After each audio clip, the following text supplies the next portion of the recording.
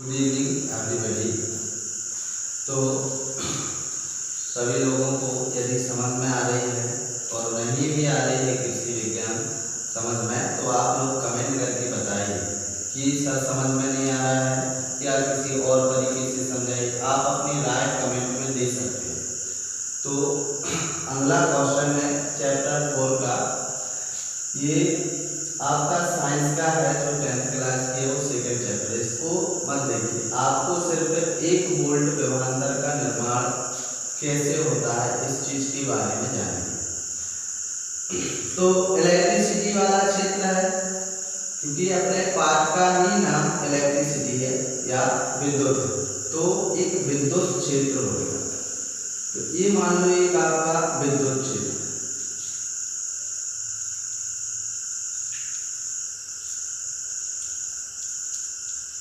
विद्युत क्षेत्र।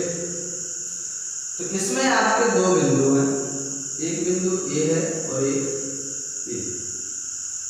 तो विद्युत क्षेत्र में एकांक परीक्षण आवेश, आवेश के बारे में बता चुका हूं कि 2 प्रकार के आवेश होते हैं, तो पिछले वीडियो में देख लेना। तो ये 2 बिंदु हैं एकांक आवेश परीक्षण या एकांक परीक्षण आवेश को, यदि इस बिंदु को आपको यहां तक लाना है और ये बिंदु यहां तक आ जाता है, तो यहां से यहां तक आने में इसको यदि मान लो 1 जूल कार्य करना पड़े,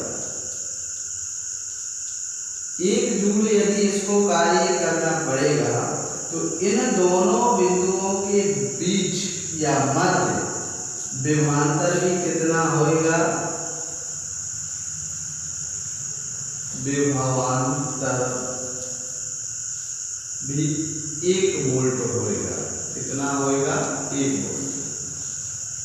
यदि इसको यहाँ तक आने में 1 जूल कार्य करना पड़ा, तो इन दोनों बिंदुओं के बीच विभवांतर कितना होगा? 1 वोल्ट। तो ये बिल्कुल आपका 1 वोल्ट का निर्माण तो सरल था और ये पूरा हो गया। तो उसके बाद अब आपका आवेशों की मात्रा एवं उनके बीच संबंध क्या होता है। तो आपके आवेश में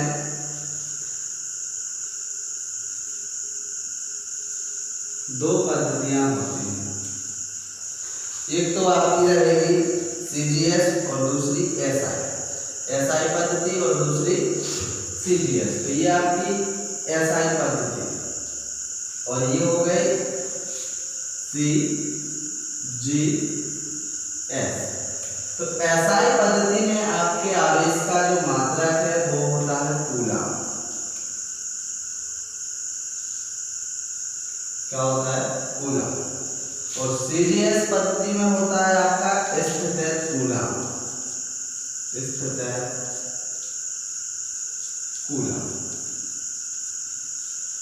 तो ये आपके 2 मात्रक हो गए। अब संबंध, तो इनके बीच संबंध क्या होता है? तो 1 कूलम बराबर क्या होता है? 1 कूलम बराबर होता है 3 × 10⁹, 3 × 10⁹, 10⁹ होता है।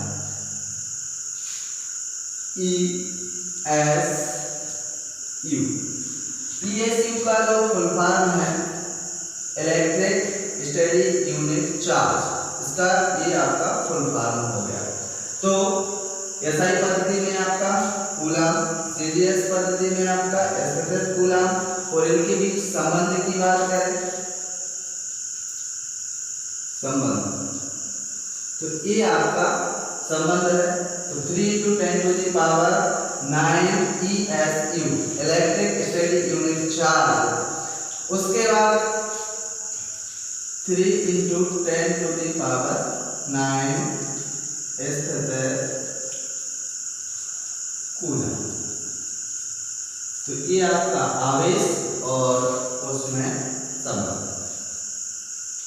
उसके बाद आपका अगला जो क्वेश्चन है वो है कूलम के व्युत्क्रम वर्ग के नियम की प्रतिबंध। जो प्रतिबंध है वो 2 है। सबसे पहला आपका जो आवेश है वह बिंदु आवेश होना चाहिए।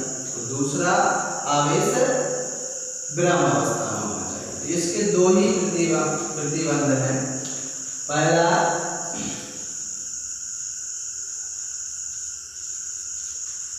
आवेश जो है वो बिंदु आवेश होना चाहिए, बिंदु आवेश के रूप में होना चाहिए। और दूसरा जो प्रतिबंध है आवेश विराम अवस्था में होना चाहिए। तो आवेश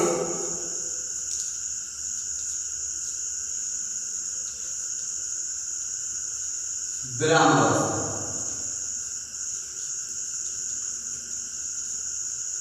विराम अवस्था में होना चाहिए। तो ये आपके कूलम्ब के विक्रम वर्ग के नियम के प्रतिबंध हो गए।